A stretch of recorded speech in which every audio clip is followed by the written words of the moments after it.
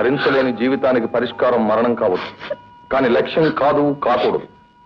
లక్ష్యమే లేని జీవితానికి ఇంతకన్నా పరిష్కారం ఏముందండి? ఒక లక్ష్యాన్ని కల్పించుకుని జీవించడమే. నాకు లక్ష్యమా? నేను జీవించడమా? అవును, నీ కడుపులో ఉన్న బిడ్డే నీకు లక్ష్యం. దానికోసమైనా నువ్వు జీవించాలి. ఎలా ఎలా జీవించగలను? నిందలతో అవమానాలతో సంఘం నన్ను గుచ్చి గుచ్చి చూపుతూ ఉంటే తండ్రి లేని ఈ బిడ్డ అవన్నీ కాచుకోవడానికి నేనున్నా. అంటే నేను నిన్ను పెళ్లి చేసుకుంటాను. నేను విధవను, పెళ్లి కాకుండా తల్లి నేను పతితను. పతితలకు పాపులకు భవిష్యత్తునివ్వాలని నా అభిమతం. మత దురంతాలలో యుద్ధ కల్లోలాల్లో ఎందరూ కన్నెలలా బలికాలేదు? వాళ్ళందరూ పతితులేనా? ఎందరూ సహృదయులు సంస్కర్తలు వాళ్లకు పునర్జన్మనివ్వలేదు, భవిష్యత్తును కల్పించలేదు? నేను అలాగే నీకు పసుపు కుంకుమను, మాంగళ్య భాగ్యాన్ని, ఇల్లాలి గౌరవాన్ని, నీ బిడ్డకు నాన్నను ఇవ్వదలుచుకున్నాను. కాదనకు. మీరు నిజంగా దేవుడండి, నా పాలిట దైవం. అందరూ ముక్కు మీద వేలేసుకున్నారు. అదృష్టం అంటే నాదేనన్నారు. అప్పుడు నా ఆనందానికి అర్థం ఏమని చెప్పను?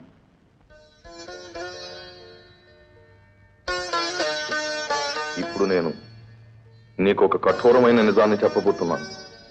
గుండె నిబ్బరం చేసుకో.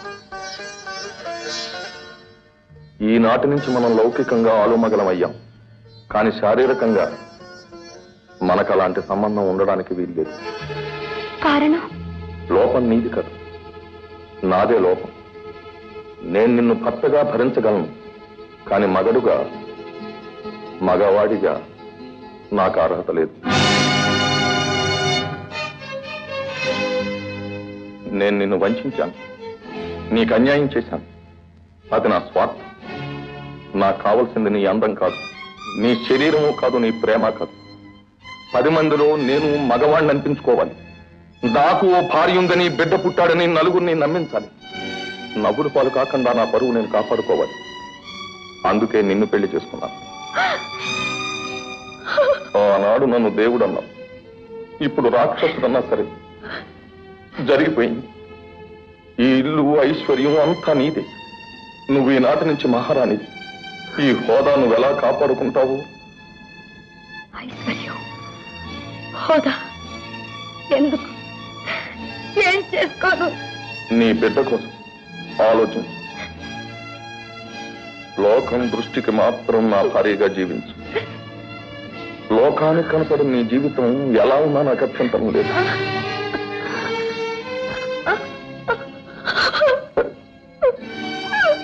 చూడు సరోజ, ప్లీజ్ ప్లీజ్, ఈ కన్నీళ్ళు ఈ రాత్రితోనే ఇంకిపోవాలి. రేపటి నుంచి నువ్వు అందంగా ఆనందంగా కనపడాలి. ఈ క్షణం నుంచి ఇది నీ గది, మన గది అన్నడు కాదు.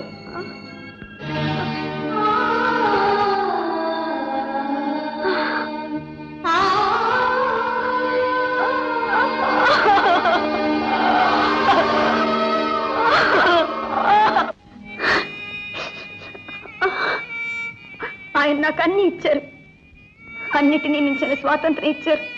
కానీ ఎన్నడూ నేను దాన్ని వాడుకోలేదు. ఆ వాంఛ నాలో కలగలేదు. ఏనాడు ఇలాంటి చపలత్వం నాలో ఏర్పడలేదు రవి. భార్యగా నన్ను నేను మర్చిపోయి తల్లిగానే రోజులు గడిపాను. మా ఇద్దరి మధ్య ఉన్న దూరం ఎవ్వరికీ తెలియకుండా కొన్నాళ్లు గడిచాయి. ఆ తర్వాత అనిసు ఎలాగో అలా అలా పాకింది. అందరు మగాళ్ళకి నా మీద ఆశ కలిగింది. అందరూ నన్ను పొందాలని ప్రయత్నించారు. అందకపోయేసరికి నా మీద అపనిందలు వేశారు. ఇప్పుడు తెలిసిందా రవి, సజీవ సమాధిలో ఏం మూలుగుతుందో? నువ్వేం చెప్తావు నాకు తెలుసు.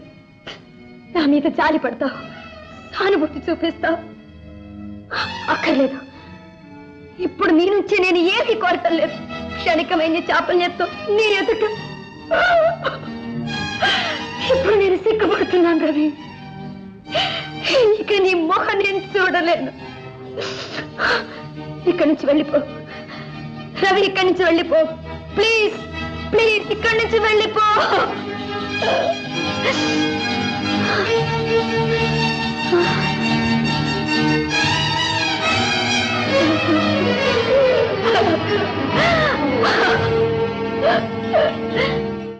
ఏమిట్రా ఉద్యోగం పోయిందా? ఏమైందిరా? ఏమిటి కారణం? అనసూయమ్మా, నువ్వు అంతగా బాధపడవలసిన అవసరం లేదమ్మా. ఆ ఉద్యోగం పోయినంత మాత్రాన కొంప మునిగిపోయినా లేదు. కూర్చోండి అన్నయ్య. రవి, నీకేనాడో చెప్పాలనుకున్నాను. సరే, నీ ప్రయత్నం ఏదో నువ్వు చేస్తున్నావు కదా, ఎందుకు నేను ఊరుకున్నాను. చూడు, నువ్వు ఉద్యోగం కావాలంటే ఊళ్ళో తిరగాల, అలాంటి వాళ్ళ దగ్గర చేయాలా? ఆ మాట నేను ఎప్పుడో చెప్పాను నాన్న. అప్పుడు సరేనమ్మా కాదన్నాడు. ఇప్పుడు ఆలోచించొచ్చుగా. రవి, మన ఫ్యాక్టరీ ఉంది, అందులో ఎవడో పరాయివాడు మేనేజర్గా ఉండడం కంటే నువ్వు ఉంటే మన ఇద్దరికి లాభం కదా. నువ్వు నిన్ను మేనేజర్గా అపాయింట్ చేసి వాడిని అసిస్టెంట్ చేసేస్తాను. ఓకే? పలకమేరా. ఇష్టం లేకపోతే లేదని చెప్పు, పర్వాలేదు. ఇష్టం లేదని కాదు, నాలో కొన్ని అభిప్రాయాలు స్థిరపడిపోయి ఉన్నాయి. ఏమిటో అవి? ఏమీ లేదు, వ్యాపారం అన్న తర్వాత ఎంతో కొంత అవినీతి అక్రమం ఉండక తప్పదు. అదమ్మా సంగతి. అనసూయమ్మ, ఇక నీ కొడుకు నా భగవంతుడు కూడా రక్షించలేడు, మార్చలేడు. రవి, నీకు ఇష్టమో కాదో బాగా ఆలోచించి చెప్పు. అమ్మా, అవతల నాకు పని ఉంది, వెళ్ళొస్తాను. ఏమరా పెద్ద మనిషి మొహాన్ని అలాగే నందాం. ఆత్మవంచం చేసుకోమంటావా? ఇంతకీ నువ్వనేదేమిటి? కలిమి పాపం కలిసే పెరుగుతాయి. ఎక్కడ డబ్బు మురుగుతుందో అక్కడ పాపం ఉంటుందన్న నమ్మకం. అయితే మా నాన్న చేస్తున్న దాంట్లో కూడా పాపం ఉందంటావా? చిచ్చి, దౌర్భాగ్యుడా. వాడితో ఏమిటమ్మా? కాదను, కానీ నీ కోసం నాన్న కోసం కాకపోయినా నా కోసమైనా మనసు మార్చుకోలేవా? నీ మనసులో నేను ఉన్నాను రవి. సరే, నీకోసం చేస్తాను. Thank you. కానీ లేదు, గిని లేదు. అత్తయ్య, అత్తయ్య.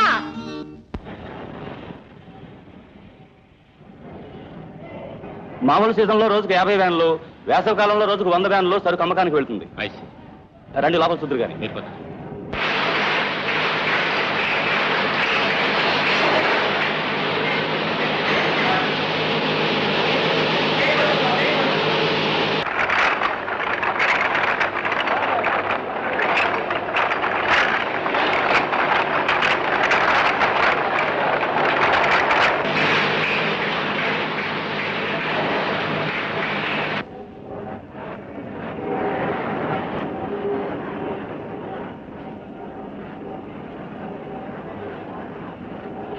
చూశారుగా, ఎక్కడా దేనికి మనిషి తగలదు, అన్ని యంత్రాలే చేస్తాయి.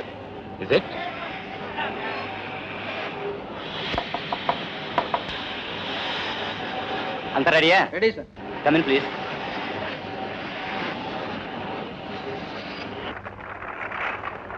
మిస్టర్ రవి, ఇక్కడ ఎసెన్స్ మిక్సింగ్ జరుగుతుంది. ఏ కంపెనీలో అయినా ఇది చాలా రహస్యం, trade secret. Oh, I'm sorry దే. మీరు పని పూర్తి చేస్తుండే నేను ఆఫీస్లో ఉంటాను. నో, రహస్యం అంటే మీకు కాదు, బయట వాళ్ళకి. ఇవాళ కాకపోతే రేపు ఈ కంపెనీ మీరు బాస్. మీరు ఇవన్నీ తెలుసుకోవాలి. పదండి, ఆఫీసులో చెప్తాను. ఇది మన విస్కో డ్రింక్ స్పెషాలిటీ. ఏమిటిది? ఇదా జీవం, థ్రిల్. మన డ్రింక్స్ కింద ప్రచారం ఎలా వచ్చిందంటున్నారు మరి? మొదటిసారి కంటే రెండోసారి, రెండోసారి కంటే మూడోసారి అద్భుతం అనిపిస్తుంది. ఇంతకు రెండింతలు నిషా పుట్టిస్తుంది. మీకు తెలుసో లేదో, మన డ్రింక్స్ ముందు పెద్ద పెద్ద కంపెనీల డ్రింక్స్ అన్ని చిత్తైపోయాయి. అదే దీని మహత్యం. ఇదే మన ట్రేడ్ సీక్రెట్. ఏమిటిది? ఇదా స్పెషల్ మొత్తం మందు. స్పెషల్ మొత్తం ఉందా? దేంతో తయారు చేస్తారు? అదే వ్యాపార రహస్యం. ఈ ఫార్ములా ఒక విశ్వనాథం గారి తప్ప ఇంకెవరికి తెలియదు. అంటే మీ డ్రింక్స్ లో ఈ మత్తు మందు కలుపుతున్నారన్నమాట? అవును, అదే మా బిజినెస్. అన్యాయం, అక్రమం. ఆడ మగ చిన్న పెద్ద అందరికీ ఈ మత్తు మందు అలవాటు చేస్తున్నారు. ఆ మత్తులో దింపి వాళ్ళ ఆరోగ్యాన్ని మీరు బలి తీసుకుంటున్నారు. ఇలాంటి మత్తు మందు కలిపిన డ్రింక్స్ తాగితే మనుషులు గుడ్డి వాళ్ళు అవుతారు, పక్షవాతం వస్తుంది, ఒక్కోసారి వాళ్ళ ప్రాణాలు కూడా పోవచ్చు. నీ లాభాలే చూసుకుంటున్నారు కానీ దేశాన్ని మీరు ఎంత ద్రోహం చేస్తున్నారో ఆలోచించారా? మిస్టర్ రవి, ఈ ప్రశ్న కాబోయే మీ మామగారిని అడగండి. అడుగుతాను, తప్పకుండా అడుగుతాను. తెలిసి ఇంత ఘోరం జరగనేవు. బాలేవాడి బాయ్, ఇంకా నీ హడావాడు చూసి ఫ్యాక్టరీలో పెద్ద యాక్సిడెంట్ జరిగిపోయింది అనుకున్నాను. కొత్తవాడివి, చదువుకున్నవాడివి, నీకన్నీ వింతగానో విడ్డూరంగానే అనిపిస్తాయి. ఇంతలో విడ్డూరాలు కాదు, అన్యాయాలు, అక్రమాలు. అన్నావా? నాకు తెలుసు అయినా ఆ మాట అంటావని. ఎందుకంటే ఫ్రెష్ గా కాలేజీ నుంచి వచ్చావు కదా, అందుకని నీకు ప్రతి చిన్న విషయం అన్యాయంగానే అనిపిస్తుంది. పెద్ద చేప చిన్న చేపను మింగటం కూడా చాలా పాపంగాను, ఘోరంగాను అనిపిస్తుంది. ఇదిగో చూడబ్బాయ్, వ్యాపారం అన్న తర్వాత ఇలాంటివి చాలా సహజం, అవసరం కూడాను. కాస్త ఉద్రేకం తగ్గించి పని చేయటం, చేయించడం నేర్చుకో. 1 నెల రోజులు గడిచిపోయిందంటే నీకే అలవాటు అవుతుంది. ఆ తర్వాత నేను వద్దన్నా కలిపేస్తావు. వెళ్ళు వెళ్ళు వెళ్ళి నీ పని చూసుకో.